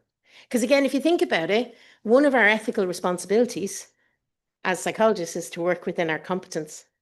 So this will allow us to do that more effectively and more appropriately going forward. Great. Thank you. Actually, all I wanted to add there was just for the record that that's Dr. Oren McCarthy, just for our yes, minutes. sorry. Yeah, that's okay. No, Sorry. and also for those online. That's Yeah. okay. Sorry to See, interrupt. we're so bold. You're just very bold. Yeah. Yeah, talking out of turn. Yeah. Oh, Oh, sorry. We have another. Catherine, have you got a question? Wait, So, if just the sorry. Wait microphone- for the mic, and then if you don't mind, say your name out loud for the record. Sorry, Suzanne. Catherine Norton again. Thank you so much. I'm just wondering, do you have an expected timeline for this? No. I know it's okay. Yeah, no. Thank you, Catherine. That's my favourite question so far. You know who I was taught by. So of course, I'm going to come up with Yeah. questions. The fastest answer. Okay. I don't want to shut anybody down. I don't think we have any more questions. Am I correct? I don't see anything online. Yeah. No. Yeah. We've Okay. got a huge number of people online. So thank you everybody for coming. Thank you so much, thank you. Suzanne. Great. Well done. Okay. So I am both excited and also hate to be the one to do this. We have a result of our tiebreaker, and so by secret ballot, the 6th position goes to Dr. Michael Tully. Congratulations to Michael. And congratulations to everybody else who's been elected. And I also want to say, I'm not sure if condolences is the right word, but for those who weren't elected on this time, there are so many other ways that you can be involved in the society. And we really, really welcome your involvement, your engagement. I think those of us who are on council or some who have been on council will know it actually is quite a lot of work. And we really need, all the voices and all the hands on deck. If you want to get involved, you should get joining the EBC, CMC, or Oh, yes, that's right. CMC. Yeah, so Expert Validation Committee, Graduate Medical Committee, or the Charter Medical Committee. We need your expertise. hashtag get involved. So for those online, Thank you, sir. for those online, just in case they couldn't hear Kennedy's excellent suggestion, we really need people to join EVC, CMC, GMC, that's the Expert Validation Committee, Charter Membership Committee, and the Graduate Membership Committee. We are only dying for you to come and join us. Okay, so thanks for that, Kennedy. That's fantastic. Okay, and congratulations again. Actually, I'll call out all the new council members. So we have Dr. Sonia Morris, Lorraine Madden, Dr. Catherine Norton, Moira Kennedy, Dr. Megan Gaffney, and Dr. Michael Tully. So you're all very, very welcome, and sincere thanks for your willingness to accept the nomination and to come and join us. Okay. Thank you, everybody. Now, we're nearly there. Yes, absolutely. Yeah. So, this really is just, matters arising. Last year, we had Coru come to the AGM, which was really, really helpful. As many of you are aware, regulation is ongoing, and it has been for, I forget now, 43 years, 47 years. It's a very long time and quite complex. So with that in mind, we have invited Coru to come to the annual conference. That is in November. It's in Galway. Please come. Who doesn't like Galway? There are a lot of helpful things. Kennedy has put a lot online on our own website. Coru have a lot of information online. So there's links, there's recordings to some of the Koru meetings that have taken place, and just lots of other general information. Koru have also attended several of the divs and the SIGs, and they're very, very willing to engage with us. This is incredibly complex, and they really, from my perspective, are really, really doing their best to come and to meet us there and to answer our questions. And so please, if you have any questions, you can visit our website, visit Koru's website, and definitely you can come to the conference. We also have lots of other very cool events coming up. We've got an assessment event, we've got an international event, and many more that I'm sorry, people can shout them out. Yadra's giving me the look. So yeah, we've so many events coming up, and we really do want to see people there. Any questions, matters arising from either those in person or those online? I feel I'm getting off very lightly, but thank you. Should you come up with any later, you can please send them onwards. Any other business, comprises of, just like it says on the tin, any other business.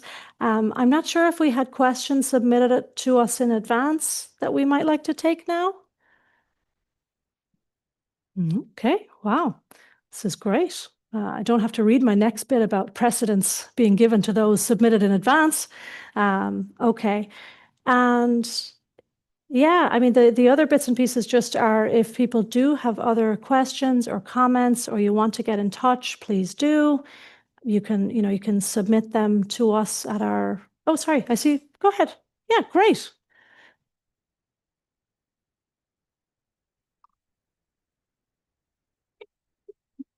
I knew I was getting off too. I was about to, you nearly heard my tire tracks. Hello all, I'm Dr. Aoife Jenkinson, educational and child psychologist, recently returned from 20 years in London, where I got my doctorate and practiced afterwards. So I have been offered a HSC related job here in Ireland, and I just wanted, for those of you who haven't had to have your qualifications validated, this is a question, I suppose. Is that okay? It's kind of a context and a question together. So HSC is responsible legally for validating my qualification, and they give themselves a deadline. And that's who I started to get in touch with in January of this year. They directed me to pay 500 euros to the PSI,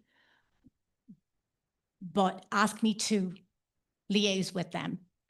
And so when on August 13th, they missed their deadline for validation, this led to huge stress for myself and my husband, because we had put a deposit down in a new built house for next year. But actually, when you think about getting a mortgage, the timeline was becoming quite tight. So in panic, I contacted them, and the assistant principal, with pressure, phoned me to explain that it all lay with the Psychological Society of Ireland. And yet I had no contract with the PSI that I paid money to. My relationship and the obligation all lay with the HSC. So this is a very uncomfortable position, I think, for the individual and PSI. And so I am wondering, as somebody from the outside coming in, just what are the barriers to the timely validation of qualifications, and what are the intentions? Now that I'm in the society, can I say, what are our intentions? Yeah, great. What are our intentions on smoothing this path a little bit, so that this influx of psychologists delighted to come back to Ireland and bringing their foreign qualifications with them, how can we smooth this? And that's in the context of the Children Disability Network team, who have vacancy rates of about 24% across the country for psychologist roles. So that's who I'll be starting with in 2 weeks. And can I say to that person who took my qualifications package and application and just got it done this week, thank you so much, because I know that meant they stayed up late or they worked in the evenings and they got it done. really timely. So thank you so much to whoever stepped up. Thank you, Aoife. Thank you very much. I'm actually wondering, Katarina may want to take it. I think she's going to come up. Yeah. Thanks so much, Katarina. Hi, just A little closer. What's there now. you go. Yeah, so in one of my hats, when they were calling for the joining people for expert validation committee, that was the question. We need people on expert validation committee to go through this backlog of applications, because this year we got double in half year what we got usually yearly. So we are not ready as a society to process this amount. And we met as a society representative, we met with Department of Health Validation Unit, which is not HSC, it's Department of Health. It's a little bit separate. It would be great if HSC could validate you through the panel interview, which is that what they should do. But, and we were looking at options, how to, I suppose, deal with this extra backlog, and we offered our own solutions, and we are going to follow that. Dr. Orly is gone, but she was discussing that with the PSI Council and getting some support for bringing some extra support.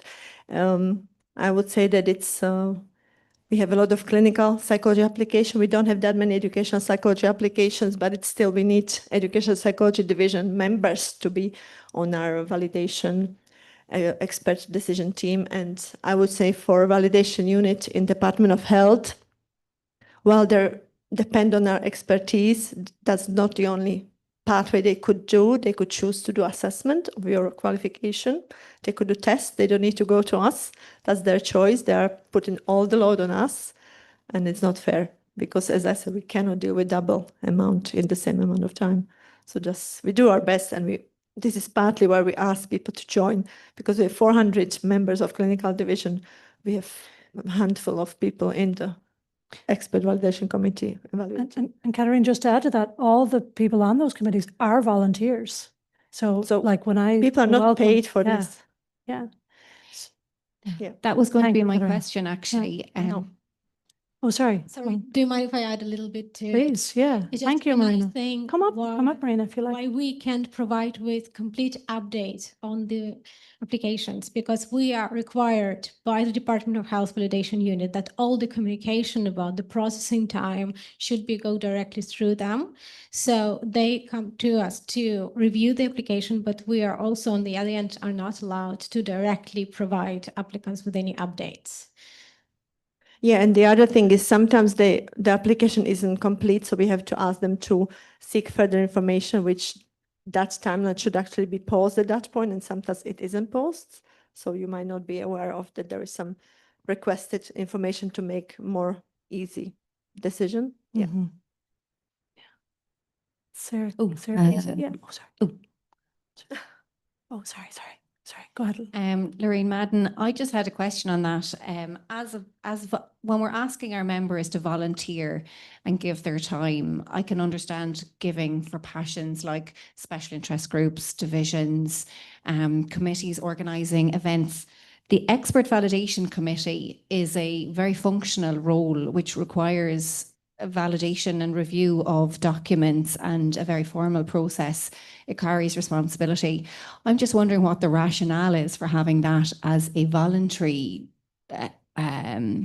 position. And I don't know, has the society ever looked at things like that where, you know, it's impacting on the services and the qualifications being offered to our government, and it's actually slowing down like recruitment and very serious implications. And I asked that question just generally. You mightn't have an answer for it today in the context of a budget surplus. I actually think Kennedy has a response. Thanks, Kennedy. Yeah. Hi guys. I probably should have introduced myself earlier. I'm Kennedy Fear. I'm the Policy and Advocacy Manager at PSI. You So I will deal have with- received emails from Kennedy. You will have received emails from me asking anyone have any ideas. But yeah, so I'm responsible for our work with the Charities Regulator. So the Charities Governance Code, which you'll read once you become a council member this next year. Everyone should read it. It's not very exciting, but it's very good. It dictates that you are not allowed to compensate volunteers for work performed in a voluntary role. So that is why we can't compensate members of the PSI for their work on the EBC, CMC, and GMC. I know that's not exactly the question, but I just wanted to address that right away. If doing so, we'd be in breach of the Charities Regulator, and we never want to be in breach of the Charities Regulator. Yeah, so that is where that comes from. But when this was put into place with the Department of Health over 20 years ago, so they don't have the expertise to review applications. That's why they come to the psychologist with the expertise to review their own qualifications. This will be taken over by CORU once the register is open for clinical counseling and educational. They will be taken over, which we do have an update, not an official update yet, but it should be spring 2027 at some point in the spring of 2027 when the registers for clinical counseling and educational open. So that is when the EVC will be dissolved in its current form, and that responsibility will transfer over to CORU. We've basically been doing this in an interim function, supposedly, you know, for like a couple of years, for about 20 years. So once registration happens, that's when the responsibility will transfer. Yeah. But I just wanted to address that Charities Regulator aspect. Thanks, Kennedy. Thank you, That's Kennedy. really helpful. I suppose just to follow up on it, that makes sense that within a charity you can't have volunteers paid for work. However, I wonder, is there some mundane roles like that? There's probably other ones. It's just a thing, you know, people volunteer their time a lot, and there might be something. In relation to that, we have, I suppose, support for these members. They have free attendance at the conference for EBC member, and for other committee members, it's 3 of the Chartered Membership Committee and Graduate Membership Committee. 3 members are allowed the free conference registration fee. Yeah. Okay. Yeah. Thanks, Katarina. Sarah. Hi, Sarah Casey. I guess there's a couple of things, and I was somebody who had to go through the validation process. Oh, very traumatic. It still is with me. But I think that it's worth kind of checking, because I think different messages are given by the Department of Health that you might not always be aware of. So I was told that PSI were in charge of a lot of things when I was going through validation, which I found out was actually not what was actually happening in the background. So I was, you know, it was kind of made clear to me that actually the reason I wasn't getting through the validation was because of information that had been passed on from PSI. I did a data protection request for information, and I found out that actually that was not true at all, that PSI were absolutely recommending that I would be validated, but the Department of Health was making a decision as the ultimate arbitrator about what would be required for me. And they are actually required to give 2 different types of opportunity for people to meet their requirements. So period of adaptation, which could either be a placement or an assessment, it's the other one. I was told at the time that nobody had ever asked for an assessment, and that would cost 5,000 euros to have one made on my behalf as a bespoke thing. But I had documentation from a number of people who had already been through the process, who had asked for that and had been told the same thing. So there's a lot of, and it's a long history, and subsequently, people have also been in touch with me going, did you not say that this is, you know, already asked for? They were still saying it many, many years afterwards. So I think in the interests, I suppose, of the people who are on an expert validation committee, who are making determinations about people's right to work in a country, this tallies very much with the governance requirements as well, that, you know, there are other legal things I think that need to be considered in terms of what the role is of PSI in relation to the validation unit. And that will still stand for CORU as well, because somebody still has to provide the professional expertise in relation to training and whether someone meets a competence level or not. So that's just to kind of, I suppose, empathize with you through my story, that it was a very, very difficult process. You only have the option of reverting to the High Court. So that was the situation I was in, and I couldn't afford that, clearly. So I trawled through all of the documents I could find on the internet and was able to uncover lots of different reasons why the validation unit were not doing what they were supposed to be doing. And by the power of some review that was had after many emails, I was given my validation. So it's just to kind of flag that what I think maybe people in good faith assume are happening isn't always the message that's been given to the candidate on the other end from the Department of Health. So I think your feedback is another example of that as well, that there's a very much administrative piece that doesn't necessarily get kind of flagged with PSI. And actually what people don't know is that while the Department of Health are the administrative people for psychology, ultimately responsibility is with the Department of Education. And actually having engagement with them has been very, very helpful in my case as well. So they were also able to go in and tell the Department of Health that they were not doing what they were supposed to be doing. So there's a lot there, I think, over very many years, because it's a long time since I've been validated now, but I think it's worth considering from a governance point of view. Very welcome on the expert validation committee, Sarah. Yes, yeah. Unfortunately, I do not have time. Yeah, that's what many people would say. Yeah. And I certainly don't want people off doing that. But I do think it's where people having their eyes open when they're very willingly taking on roles in good faith. And, you know, it's not that PSI on this end are necessarily creating any of the challenges. It's that it's just they're not necessarily being represented as they should be by the Department of Health. Yeah, and so Coro would be able to pay assessors. They will be recruiting assessors formally, and they will be getting as many assessors as needed so they can meet the deadlines. Department of Health can do the same thing. They can open up paid assessors and get chartered clinical psychologists, educational psychologists through other route for themselves while they're keeping our EVC going. Like there's no stopping to that. They have that authority. Thanks, Katarina. I see one hand online, and I think we're also yeah, we're out of time. Okay, can we take that one question?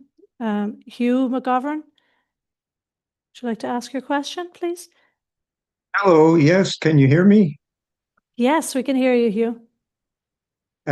Yes, hello, Sarah. If this is of any help, this is an informal suggestion. I went through the process, it's about 25 years ago now, and my difficulty was probably somewhat similar.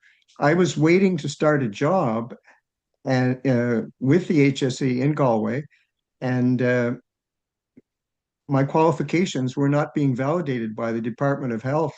So what I actually did was I went in person to the Department of Health.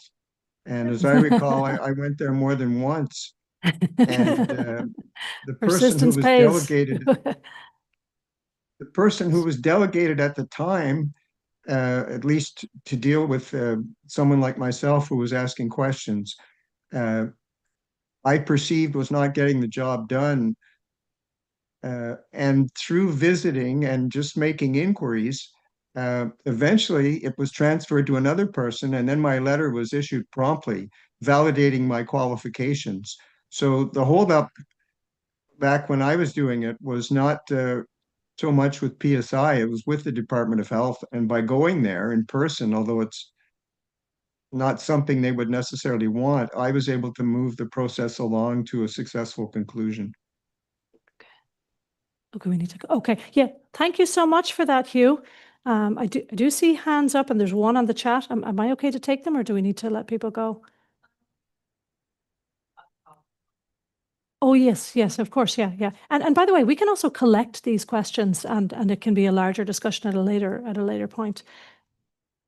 A town hall, yeah, that's a great idea, Candy. Standing orders point of view, all of this is at the discretion of the chair. Yes. The chair has the authority to close the meeting at a time they feel is Okay. warranted. Thank you very much. Thanks. Thanks, Ronnie. I mean, Suzanne, Garen.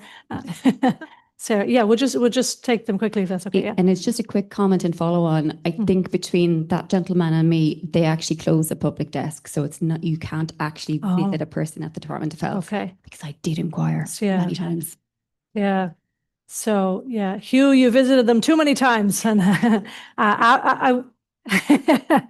Avril has one online, and then we will close. Okay. Can we unmute Avril Burgess?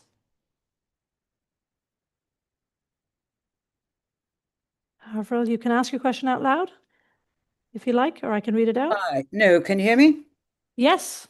Hi, and well done everybody for getting through this so effectively. Given the urgency, in a way, of the validation situation, why can't PSI use some of its money to employ an independent, qualified body to do the work and get through the backlog? You know, we're not a kind of ladies and gentlemen's club anymore. It doesn't, you know, the PSI can't operate like that in today's climate. We've already given, and quite rightly, in my opinion, authority for people to keep us in line with the charities and other legislation. Why don't we do the same with people who are waiting to be validated? Thanks. Very valid point. Thank you, Avril. Taken. Yeah. Kennedy, I think wants to say something. Oh yeah. Okay. So yeah, thank you for that, Avril. And I think what we're going to do, because it's a very good point, and of course we're constantly thinking about how we can streamline and increase our efficiencies, and like I said a little while ago, we are a membership body, and we really do want to support people efficiently and effectively. So that's something that's kind of like on our, agenda kind of longer term. And if and when we make any changes to how we do things, it also will continue to need to be in line with the charities regulator. So thank you for that, Avril, and it is on our mind. We're not forgetting about it. Does anybody have any questions of any other topics? Okay, don't see anything online, and I think we did it. So with that, thank you, everybody.